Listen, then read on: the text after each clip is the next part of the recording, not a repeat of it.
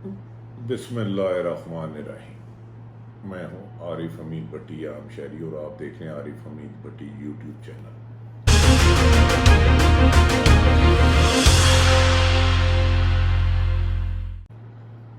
नाज़रीन, मैं आज दुनिया भर समेत पाकिस्तान पर मुख्तसर से हालात का जायज़ा लूँगा। हुकूमतें क्या कर रही हैं और किस तरफ जा रही हैं, इसका जिक्र एक हदीस मुबारक से शुरू करूँगा। आप नबी पाक मोहम्मद सल्लल्लाहु अलैहि वसल्लम ने फरमाया, जिस शख्स ने मोमिन से दुनिया की कोई एक मुसीबत दूर की, अल्लाह इससे रोज़े क़यामत कोई मुसीबत दूर करेगा।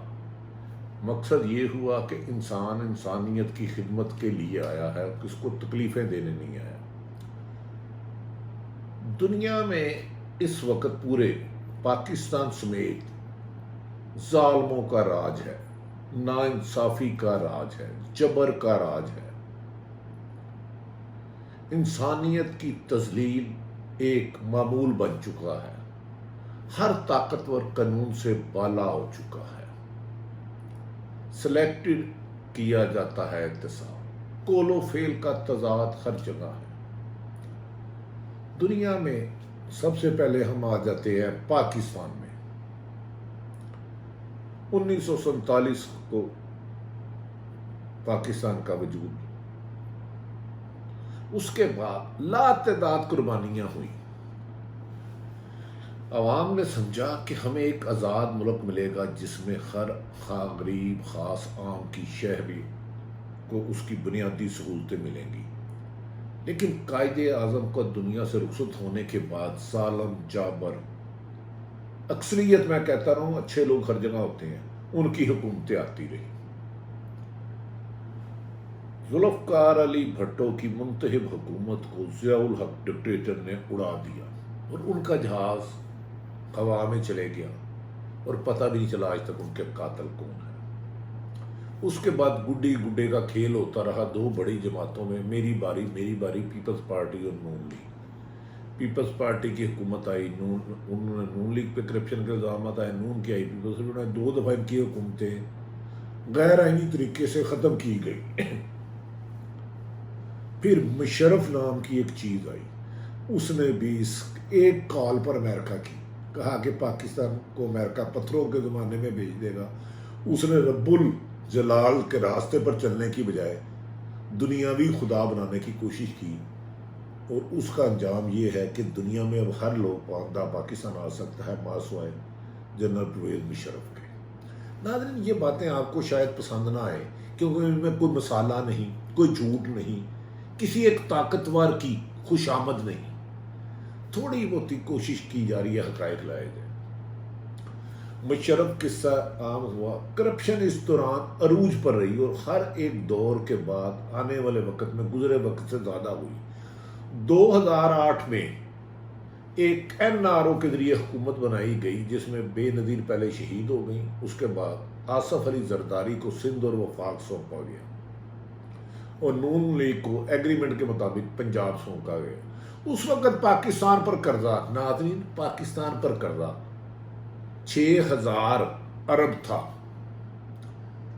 जब पीपल्स पार्टी का दौर 2013 में ख़त्म होता तो 16,000 अरब का कर्ज हो चुका था पाकिस्तान के लोगों पर।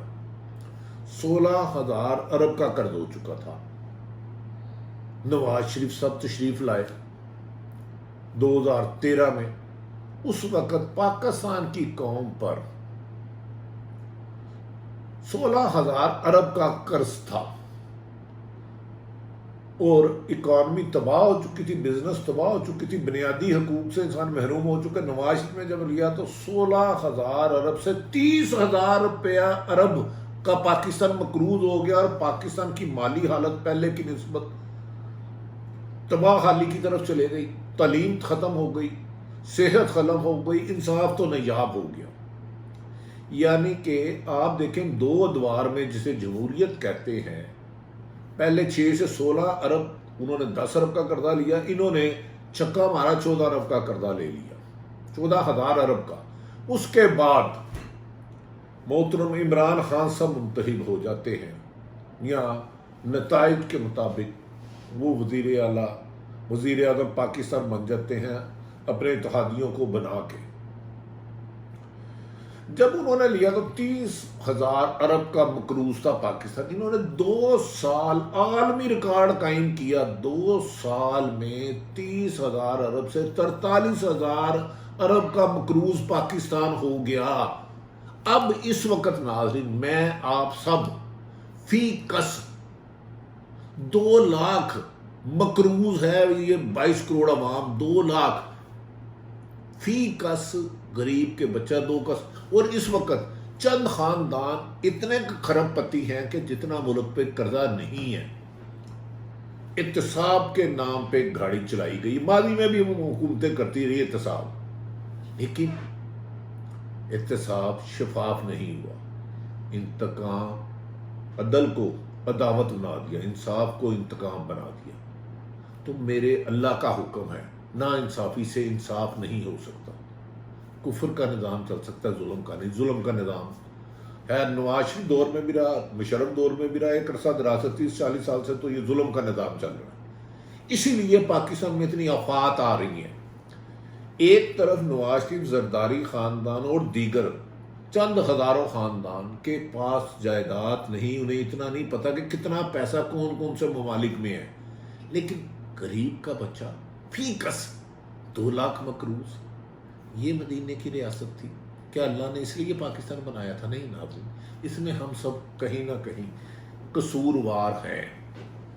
اسے آپ تسلیم کریں، آپ نہ کریں، کیونکہ پاکستان میں نیکی بدی کا فرق ختم کر دیا گیا، اچھائی برائی کا فرق ختم کر دیا گیا، حلال حرام کا فرق ختم کر دیا گیا، اور ہر طاقتور نے اپنی مرضی کا انصاف چاہا۔